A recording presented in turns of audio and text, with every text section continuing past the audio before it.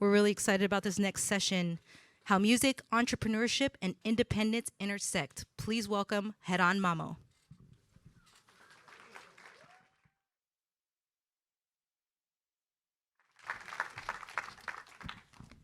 How's everyone doing? Amazing. Everyone looks so beautiful. I'm so excited for this panel. I have three wonderful, amazing guests joining me on stage today. First of all, I'd love to introduce Victor Burnett, multi-talented record executive and Blxst's manager, as well as president of EVGLE.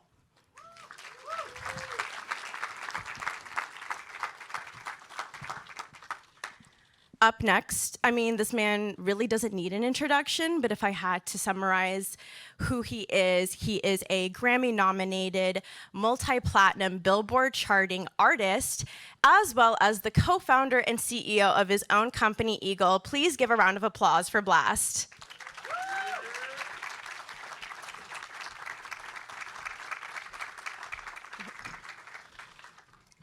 And last but not least, we have Karl Fowlkes, entertainment lawyer, as well as the COO of EVGLE.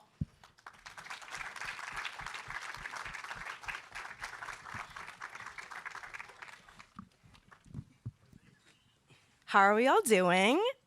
Good, good. What's up, everybody? All right. Well, obviously, Blxst, you are an incredible artist, but I feel like what isn't touched on a lot is that you're also an entrepreneur, and that you three have started your own company, EVGLE, which is a multifaceted company that, involves a record label, publishing company, investment firm, you name it. It's has everything in-house, which is amazing. And I'd love to start by, how did you three meet and decide on working together? So first I met Vic in LA in 2017 at a studio, specifically in Culver City. This was the studio space that he would run, and I would go in there and rent out studio time from him. And he would notice that I would come in and out of there by myself, just recording myself, making beats and things like that. And one day he chimed in and he was like, yo, like, how are you putting out this music? Like, where your team at? And I told him my situation. I was putting out music independently at the time through DistroKid. He was like, we got to work, man. We got to do something together. So we came up with this idea called a content calendar, where we would post on social media, engage, the growth from there, just on Instagram and YouTube, things like that. And we built an organic relationship, working relationship at that point. And Karl, he had reached out via Instagram randomly, just as a fan, naturally, right? And I told him what me and Vic had going on. And I would say literally maybe like 2 weeks after he had flew out, met up with me and Vic, and that was the beginning of what you see now. Wow. So business goes down in the DMs as well.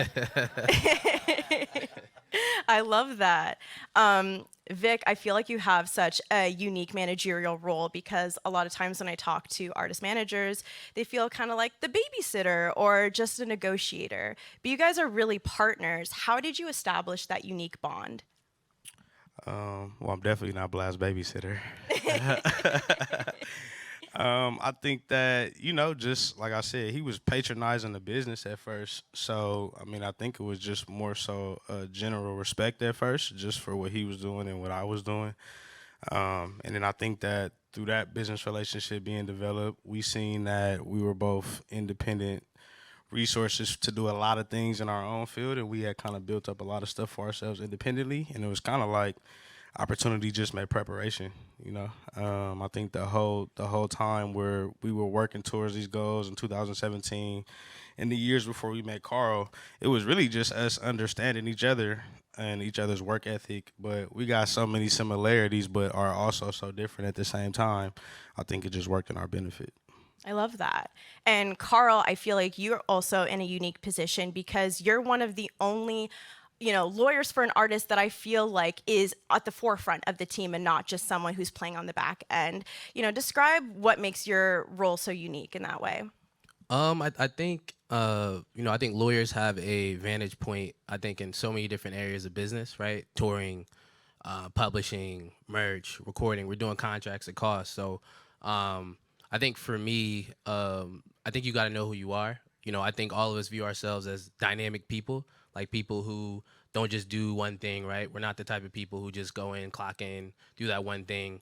We're the type of people that, you know, we want to run a business. We want to be a lawyer. I want to be a professor. I want to do that. So I think just having those aspirations, it was very easy to kind of connect with those guys on a deeper level. Hey, you know, our relationship started at the lawyer level, but it's grown into so much more because of those common themes of, you know, generational wealth, you know, building something that's really special. Totally. And how did the three of you come up with EVGLE? Because I feel like a lot of times when an artist starts their own company, it might just encapsulate like a record label and like maybe publishing. But I feel like you guys have made this, you know, so multidimensional. Like, how did that come to be? Well, initially, it started with me just looking at it from a perspective of, I feel it's more respectable when an artist has representation versus just putting out music on your own, you know. So, and I always had a vision of creating it bigger than me, you know, with generational wealth. I wanted to have other artists eat as well, have other producers and songwriters on the team as well. And that was the initial vision. But as far as the name, fact about an eagle is it's one of the highest flying birds, right? But it doesn't fly in flocks. So to me, that represented confidence because I always had confidence issues growing up as a kid. So I was like, let me fly at my highest altitude, but I'm gonna switch it. I'm gonna have a team of eagles with me. I love that. And especially what you said about kind of like ownership and generational wealth. I feel like historically people who look like us don't get told that we're afforded those opportunities and that it could be a possibility for us. But you guys are all living proof that that actually can happen. When did you guys learn about, you know, ownership and generational wealth? And do you feel like there are other opportunities in the music industry for people who look like us to actually get those two? I think inadvertently, just growing up in Los Angeles, you see people like Adam Kennedy, Nip, even Too Shorts and E40s. Like ownership and really running your own program is really embedded in our blood and our DNA when we growing up here. But I think even just our age bracket too, you start to be able to see more people in all different fields own their craft and own their intellectual property. So I think when we all came together, one thing that even made us even like each other in the first place was that it was like we want to own everything. So, you know, that was like the biggest commonality with all of us. But I just think just growing up in a space to where you see so much creation and so much opportunity, you see so many people not be able to eat off that long term, and then you start being like, okay, how can I change the tide of that in my generation, in my family, in my community?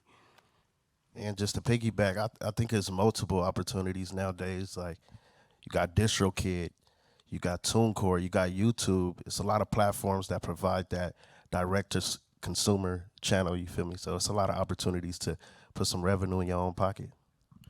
Yeah, and I would say too, I think the biggest thing is like, you know, why we built this company so wide. I think we all kind of view music as like, you know, music for us is just a vehicle, right? And the vehicle is for a larger impact. You know, there's kids who can't eat. There's, you know, I looked at the home ownership rate in 2022. You know, for white Americans, it was 72%, and for black Americans, it was 40%. And that rate was lower than it was 10 years ago, right? So for us, it's like we can show people through ownership of this industry, but it's to build dynamic products across. Definitely. And one thing I actually forgot to mention at the beginning of this panel is we will be having a Q&A at the end, but it will be through submissions on the South by Southwest app. So as you know, we're talking, and if you have something come up, please go to the South by Southwest app and go on this featured session, click engage, and we'll go through your questions at the very end. Blxst, I want to toss it back to you because I remember I interviewed you, I want to say August of 2021, when you were Billboard's R&B Hip Hop Rookie of the Month, which he's actually our R&B Hip Hop Rookie of the Year for 2021. And one of the things that really does set you apart, obviously, with EVGLE is that you wanted to bring more people into the fold, like you said. You've signed artists, you've brought people in, through the publishing firm that you have established through a JV with Warner Chappell. How did you bring those people in, and what are your hopes for them? So a lot of the relationships were organic. I met Jay Million once again through Instagram. Grandmaster Vic, I met him at Chipotle locally. He was working at Chipotle at the time, and I just ran into him. Then I seen him on Instagram another day. I was like, "Is this the same dude from Chipotle?" Like, it was just talented. And Jay Pilot, if I'm not mistaken, you knew his family members. So a lot of the relationships were built organically. But outside of that, I like to look at myself as like someone who goes in-house first. So a lot of the opportunities are presented in that way. Like when I'm working on my album, the first producers I'm gonna go to is the ones on my roster, you feel me? And I feel like with that mentality, we can only win. Absolutely. So if someone DMs you, hey, you want to sign me, is that the move? Are we meeting you at Chipotle? Like... Nah, I mean, I guess I just also have a natural eye for talent as well. They was, distributing content in their own right as well. So, it was like talent meets talent. Absolutely. And, not just artists, but, EVGLE, the company, actually has more than 12 employees. And I want to ask you guys, how did you bring those people in, and what were the qualities of them that stood out to you that you felt like best represented EVGLE?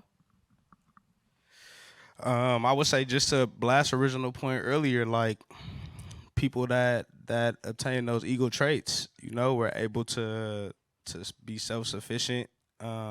People that were already working in their craft before we even approached them. Like, I mean, some people we gave different opportunities to that they may not have seen like the full capability at first, and then they were able to walk into that. But for the most part, I think everybody that is a part of EVGLE is highly qualified and skilled in their position. And we just wanted to come together kind of like a transformer and build like a bigger purpose, and just understand that you have to be able to delegate, and you have to be able to hand things off to people and trust in their creativity, their knowledge, even their decision-making ability. So I think that that's just the base of it, of how we got to even just initially being like, I think this is a person of interest we should bring on.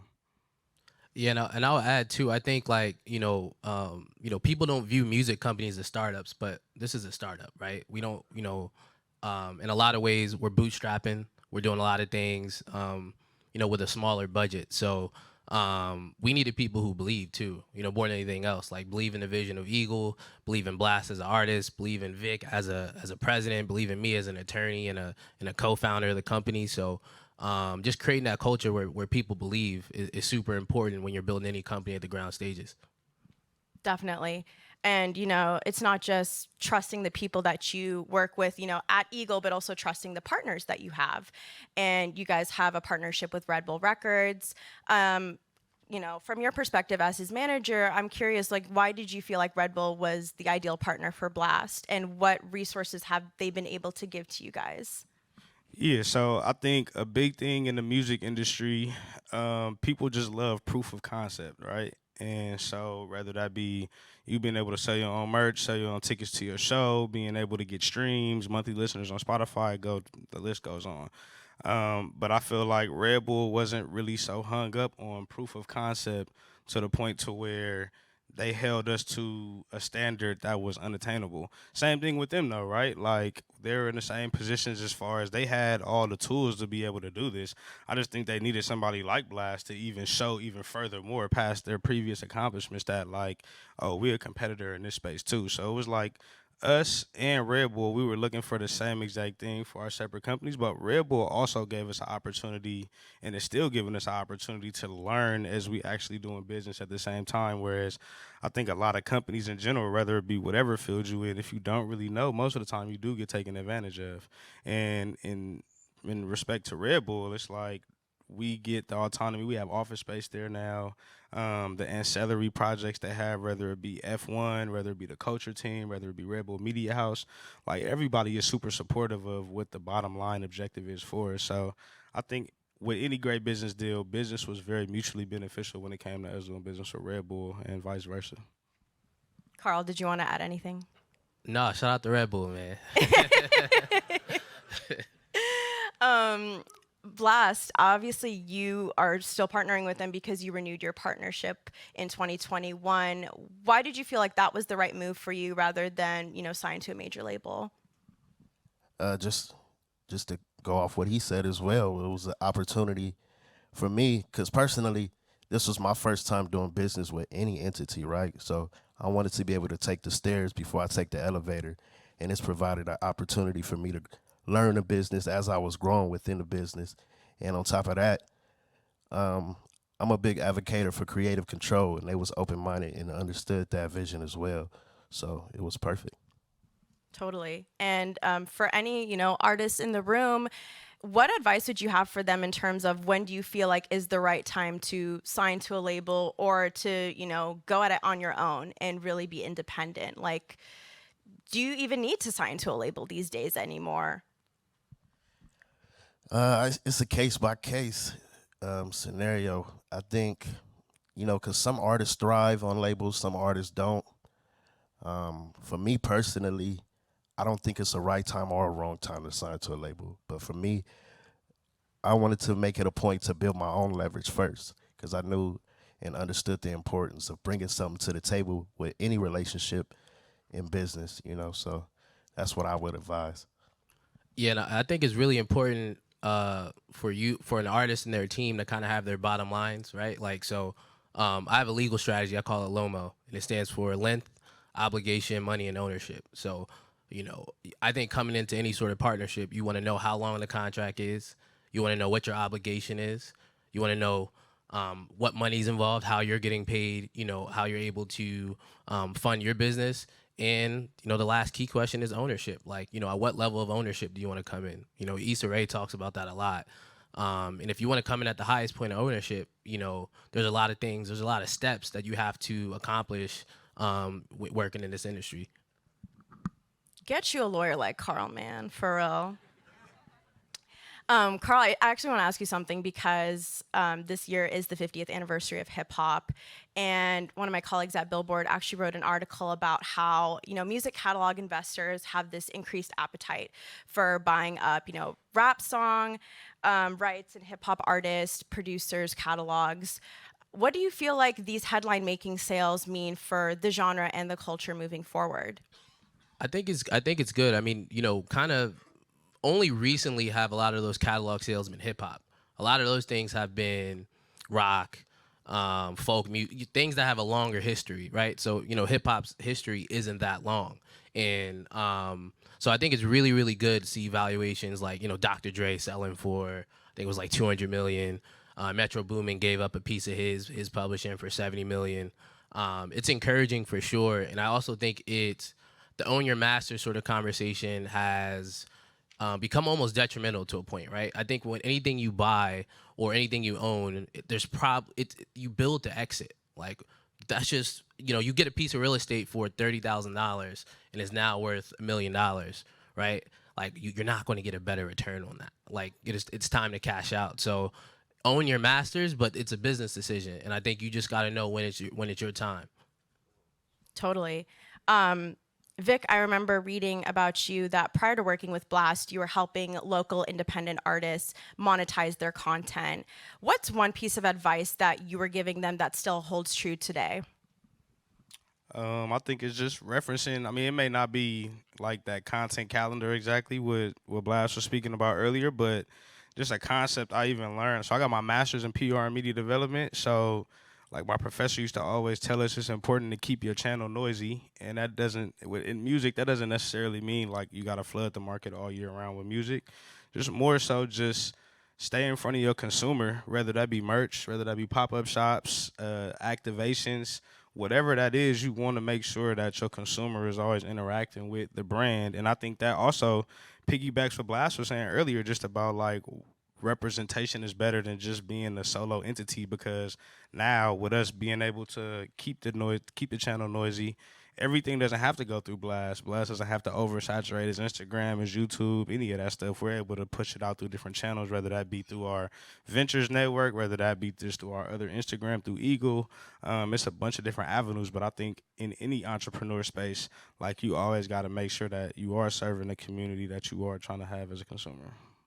Definitely. I love what you said about, keeping the channel noisy. And I feel like one of the things that I really appreciate about like Blxst in terms of like your music releases, I feel like you're really good at dropping like bite-sized projects. So actually last week, Blxst dropped a 4-song EP called Just for Clarity 2. It's absolutely fire. I keep singing "You Be Trying to Call My Bluff" like literally in the mirror this morning. And your first Just for Clarity project had collabs with the late Drake the Ruler and Russ, and you've also had 2 6-tape projects with Bino Rideau. Like, what makes those bite-sized projects so appealing to you in terms of like you could have dropped an album and done a deluxe version, which we see a lot in hip hop especially? So I'm a big fan of artists who put out bodies of work that have series, like Kanye West, Graduation, A Dropout, things like that. And I look at Just for Clarity as my opportunity from a branding point to create my own world like that. And I don't know, I just like how this is a moment for me to not be so serious, because my full bodies of work are more cohesive storytelling. And this is a time where I could just, pop my shit. You feel me? So, yeah, and it's just like an appetizer for the album, because I'm cooking up something big right now. So, Ooh, yeah. we love to hear it. If you could do another kind of like collaboration project with another artist, who would it be and why? I'm going to have to say Pharrell. Ooh. That's the one. That's the one. I felt like that's where I initially got my creativity from, just seeing how he was a producer and an artist as well. He came from the skateboard community. He was the GOAT. He was the GOAT for sure. Totally. I want to pivot to another branch of EVGLE, which is the investment branch. I'm going to read the description here for you all, but EVGLE Ventures invests in companies creating innovative products, technology, and or solutions in entertainment, consumer tech, wellness, and everything in between. The investment portfolio currently includes Chubby Snacks, Cafe Urzuli, and I'm happy to announce your latest addition, Rec Philly.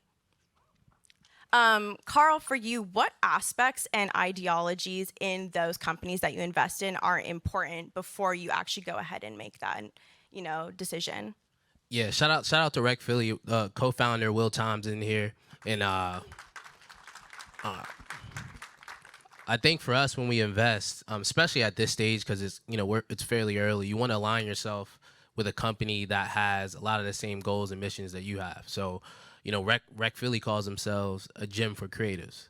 So they're democratizing opportunity in the work process for artists at every single level. So, you walk into Rec, there's a photo studio, there's a recording studio, there's a Live Nation stage, there's a co-working space, right? And the membership is fairly inexpensive. It's not Soho House.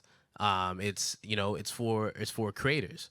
So when you have that sort of product where it's sort of helping creators create and go from, farm to table, quote unquote, right? You're helping artists, create the song, get the visual content behind it, and then you're networking, right? I think in the bedroom musician era, because this is the bedroom musician era, there's not a lot of time for artists to connect with other artists at a similar level, and especially people who aren't doing the same things, right?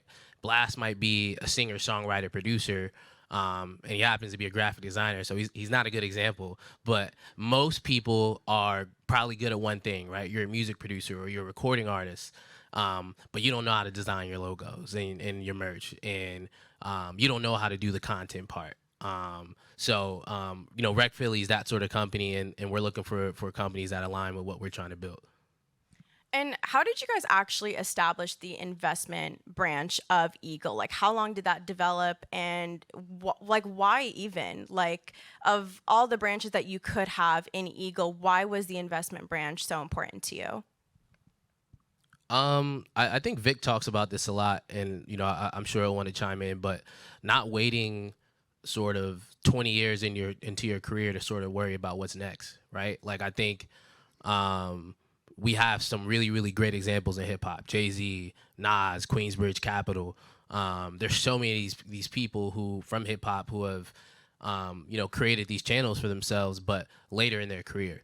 I think, for somebody like Blxst, who's just striking sort of the cultural currency that he'll develop, if you can get ahead of that, you could be smart. And while you're the hottest of your, because and it's music, it's culture. You're always going to try to get hotter and hotter, but there's a time when you're at your peak. And if we're able to sort of capitalize at that moment, it's over. Where do all three of you see EVGLE headed in the next 5 to 10 years? $5 billion valuation. I think what Blxst was talking about earlier, as far as that concept, like the stairs versus the elevator. I think we on that constant strive right now to like keep expanding. One, obviously, from an admin perspective, from a creative perspective, but it's hard to. I don't even think that at least myself, I don't even think that I'm even capable of predicting, because I think I'll be lowballing this if I said where we'll be in the next 5 to 10 years, to be honest with you. Just even from that conversation about why we started a venture firm, is just like most artists are scrambling because on the front end, they so kind of like willing to sacrifice their business terms for a large amount of money that, where we didn't do that. And it ended up playing in our favor just because the small steps we took gave us leverage to be able to be like, all right, we don't got to spend that first chunk of change on trying to buy back assets. Like, we already own the assets. So now we can look forward rather than trying to double back. So, I feel like if we keep laying these footprints down that way, like, the sky is really the limit, to be honest. I would say I think of legacy in the next 5 to 10 years. I think of carving my own lane, carving our lanes, and leaving that blueprint for the next artist to push the boundaries creatively. But also, one of my biggest things is, and Karl always likes to say this, when you look under the hood of EVGLE, the business was honest as well. So those are the type of things we want to leave for our future kids and things like that. Karl, did you have anything to add besides the... Nah, they said it. Okay. They hit it. Was there anything else that I didn't ask you guys about that you wanted to talk about? Nah, I feel like you prepared amazing. You guys made it so easy. How could I not? So we're going to be taking some questions now. As a reminder, we're taking them through the South by Southwest app, so please go to the featured session and then click on Engage and ask away. Let's see. The first question we have here from Anonymous is, how do you balance the creative side of the music industry with the business side? And what strategies do you use to ensure both are successful?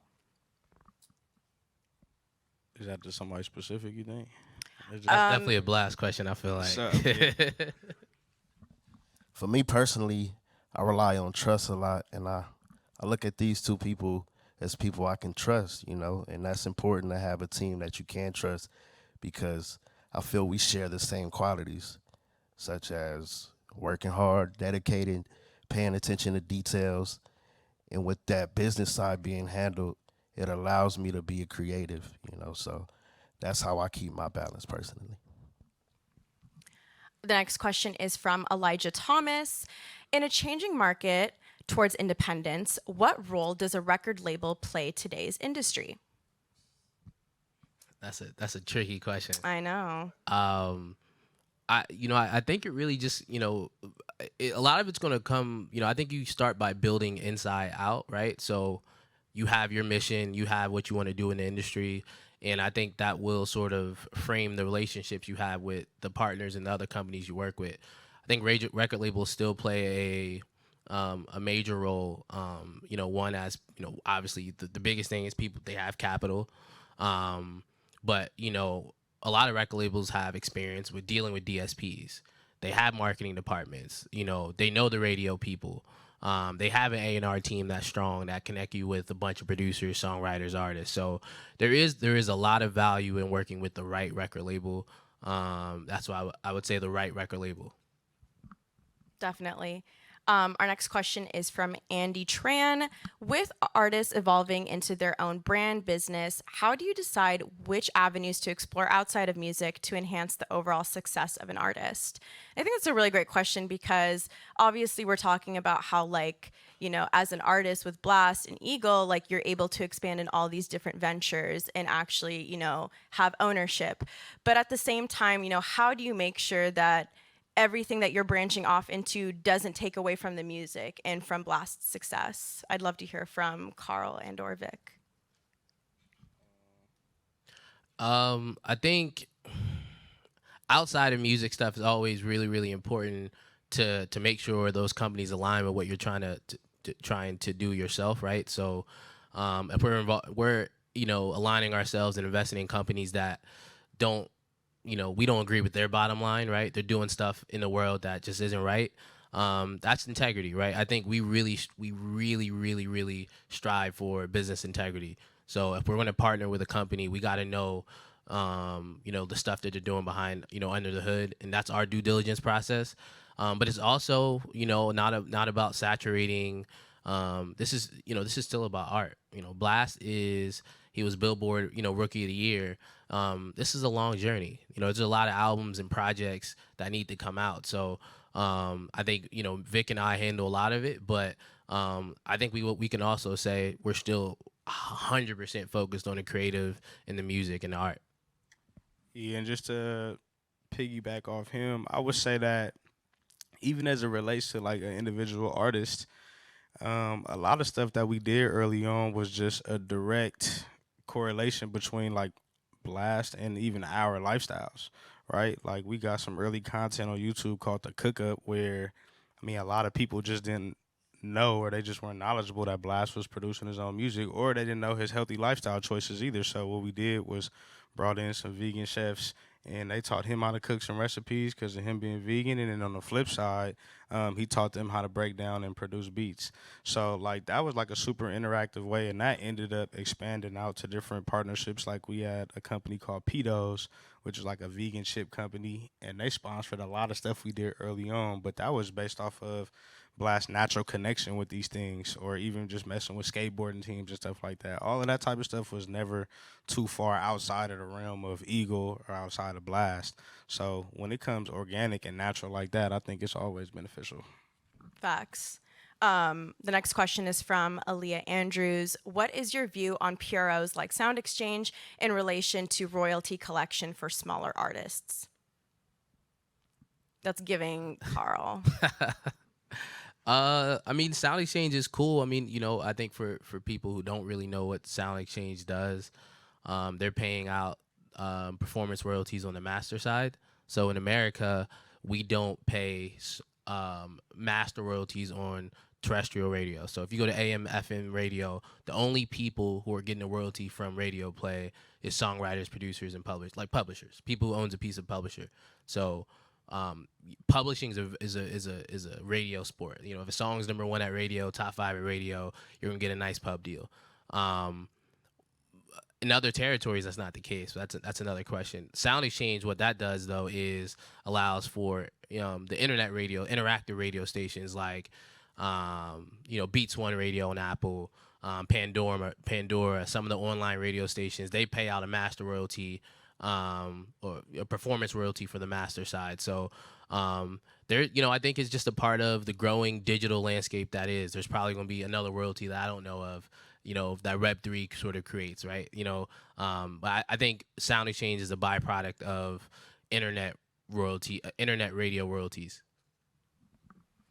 Our next question is from Lisa. What other business endeavors do you hope to pursue through EVGLE? I mean, I think what's crazy that it feel like the next question lead into that too, though. Is about just what we looking for into small businesses worth investing in. Sorry to jump ahead, my bad. You good, you good. But I mean, both of those are kind of like the same question. I think it starts off with does it add up with our core values and like our morals, and like is it something that we can actually see ourselves being a byproduct of? Like even with Rec Philly, right? Like that's something that all three of us can go in and actually utilize the space for ourselves and actually extend it to the people who are in our business network. So I think that is the commonality between all of our investments. Like we indulge and we're consumers of these things ourselves. Our next question is from Musa. What's the biggest misconception about being an independent artist? Blxst. The biggest misconception. I would say that there isn't a team. I think people have to realize being an independent still means that you work with a team. I don't think anything has a solid foundation without something else to lean on, whether that be a partnership, whether that be, a manager, whether that be a producer. You have to build a foundation, and it lasts longer when you know you didn't do it alone. Yeah, I would all. This is like this turned into like the Rec Philly love show, but their tagline is independence doesn't mean alone, right? So I mean that's literally what Blxst just said, but it's also I'd say Red Bull Records is an indie label, but they have a lot of resources, right? They have a build out, they have a marketing department, they have a PR, they have an A&R team. So I think just finding partners that might exist in the quote unquote indie world, but who are extremely capable of blowing your stuff out the water in a way that we possibly can't. Yeah, and I just want to add too. I think that the biggest misconception, independent or major label, I mean, you need a team as an artist, period. Like, it's not, if you leaning on the creativity of people who are coming to be an employee at a job every day, not saying that these people are not experts at what they're doing, but, I mean, for us internally, like, we don't check out. Like, it's every day for us, 25/8. And some employees, that just may be their job that day, and it may be that job for Monday through Friday. And when they get to the weekend, they don't want to think about creativity anymore. They don't want to think about how we can take the business to the next level. So I think it's just always important, like what Blxst was saying, just to look within first and see what type of strides you can make so you can have some sort of proof of concept. When you come to the table, you have negotiation leverage, you have conversational leverage, just to be like, this is what we have laid out for ourselves. How can we meet in the middle? For sure. This is definitely not like a 9-to-5 job. And independence doesn't mean alone as a bar. So shout out Rec Philly for that. I'll take a question from Anonymous. What excites you about the music business today and what doesn't?